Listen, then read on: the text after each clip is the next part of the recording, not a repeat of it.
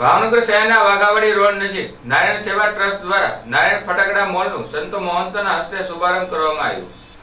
ભાવનગર શહેરના વાઘાવાડી રોડ બ્રહ્મક્ષત્રિય સમાજની બોર્ડિંગ પાસે નારાયણ સેવા ટ્રસ્ટ દ્વારા આયોજિત નારાયણ ફટાકડા મોલનો સંતો મહંતોના હસ્તે શુભારંભ કરવામાં આવ્યો, જેમાં જરૂરિયાતમંદ 400 થી વધુ બાળકોને ફટાકડાની કીટ આપવામાં આવી હતી।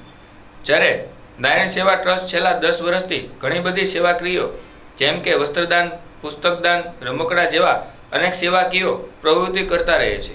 જે નારાયણ સેવા ટ્રસ્ટના પ્રેસિડેન્ટ ઉદયભાઈ દવે ભાવનગર ઉપરાંત અનેક ગામડાઓ તેમજ બહારની સિટીમાં પણ સેવાકીય દાન જરૂરિયાતમંદ લોકોને પહોંચાડે છે।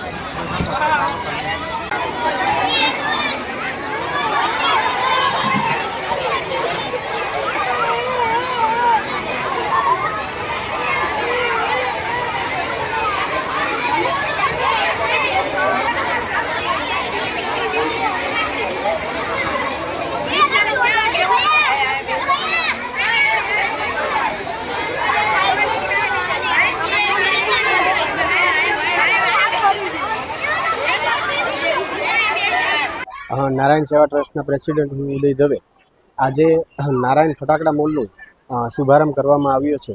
ત્યારે જરૂરિયાતમંદ બાળકોને 400થી વધારે બાળકોને ફટાકડાની કીટ વિતરણ કરવામાં આવી છે અને સંતો દ્વારા આ કાર્યક્રમનો શુભારંભ કરવામાં આવ્યો છે। છેલ્લા 10 વર્ષથી નારાયણ સેવા ટ્રસ્ટ ગુજરાતના ઘણા બધા શહેરોમાં સેવાકીય પ્રવૃત્તિઓ કરી રહી છે અને સેવાકીય પ્રવૃત્તિમાં મેઇન નારાયણ સેવા ટ્રસ્ટનો હેતુ કપડાં, રમકડા અને પુસ્તકો સમગ્ર ગુજરાતના મોટા સિટીમાંથી એનું એકત્રિતકરણ કરવામાં આવે છે।